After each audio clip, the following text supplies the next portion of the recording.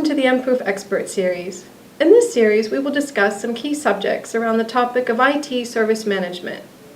In this first episode, our guest is Michiel de Ruyter, Business Development and ITSM Consultant at Mproof Netherlands. Welcome, Michiel. Thank you for having me, Jennifer. In this first episode, we will discuss doing more with less processes. Can you tell me more about the background of this topic? Sure. Well, a lot of companies these days experience less business and therefore they have to cut costs. And of course, the costs are first reduced on supporting processes like IT service management. So an IT manager will have to deliver at least the same or even better quality with the same or less budget they're having these days. And therefore an IT manager has to set priorities to where he's spending money on. And of course a lot of money is spent on hardware and software as an IT department.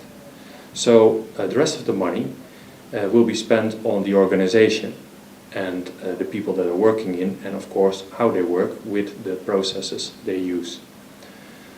So if an IT manager will look at ITIL version 3 with nearly 30 processes, he will experience a large and complex model creating a lot of costs and overhead. As he just wants the opposite, he wants to have a small process model which is easy to adopt, reducing costs and overhead. And that will be the challenge of the coming months and years. Thanks for that. So if ITIL v3 has nearly 30 processes, how can we reduce that number without losing key processes? Well, that's a very good question. Let me show you. Well, in ISM there's only 6 processes. ISM, Integrated Service Management, is based upon ITIL, so most processes will be easily recognized. Let me briefly explain to you how this works. The first process we have is called agree. And we use simple verbs to make it even more easy to understand.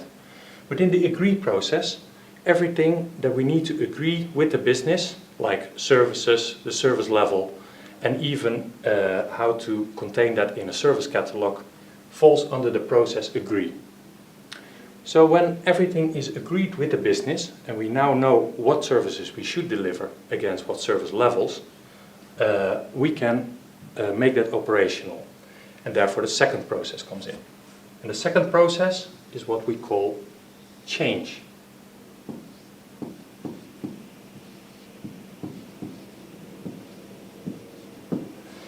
Within the change process, all activities are there to fulfill a proper change.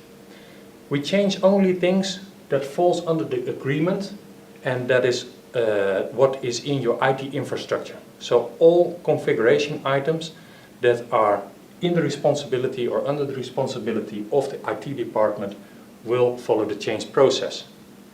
Within the change processes, everything is there, from where we need to approve a change, where we prepare a change, also when testing and implementing it, until we close the change with an agreement of the customer. When a change is actually fulfilled, we go to the third process, which we call deliver.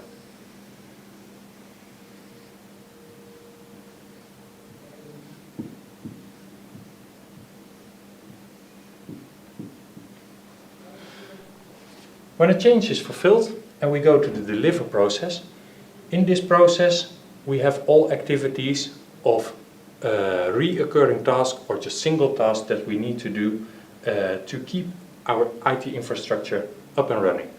Think about backups or other checks we need to fulfill. When the delivering process, when everything runs, of course things will fall over sooner or later, and we also need a process to recover from that. So there we have the fourth process, which we call restore.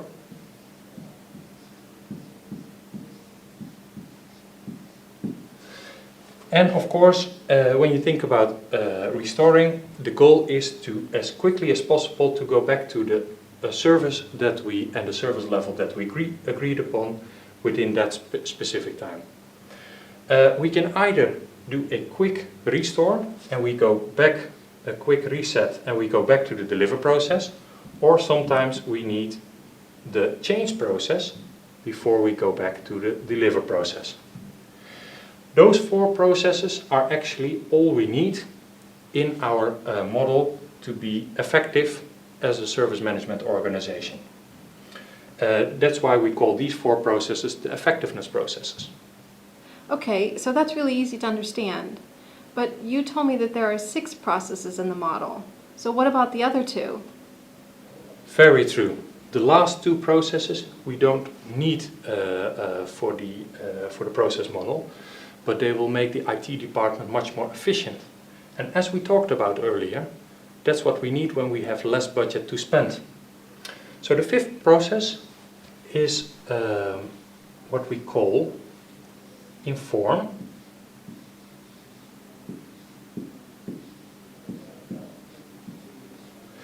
And this process covers all activities to collect data about the infrastructure and the configuration items. And it will actually help these 4 processes to be more efficient because the information about the IT infrastructure and configuration items is available. For example, if you want to restore something in your IT infrastructure, you need to know where a PC or server or application is. And you probably want to see as well what the impact is on other configuration items. So therefore, this process is in place.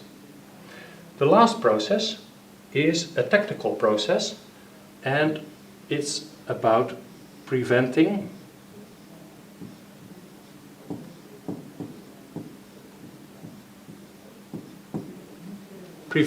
or improving our IT infrastructure or processes. The main goal of this is to find risks wherever they are, either in your IT infrastructure or your processes, and to find the measures that we need to actually execute or put in place, and that therefore we can use the change process to minimize or remove the risks at all. An important part of this process is also evaluating if the change that we actually put in place, if that solved our risk in the first place. With these 6 processes all together, it's much easier to fulfill the needs of the customers, either if they are internal or external. It's also a process model that's quite easy to understand and remember by your IT people. Of course, these verbs aren't the official names of the processes. For agree, it's service level management. For change, it's change management, that stays the same. Restore is called incident management. Delivering is called the operations management. For inform, it's configuration management with the configuration management database, or CMDB. And the last process, prevent, is called quality management.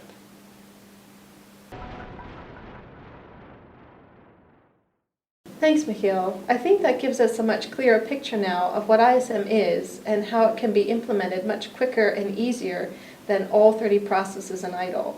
And I think in today's economic climate that this is really important for all kinds of companies to put to good use. Yes, that's exactly what it's about.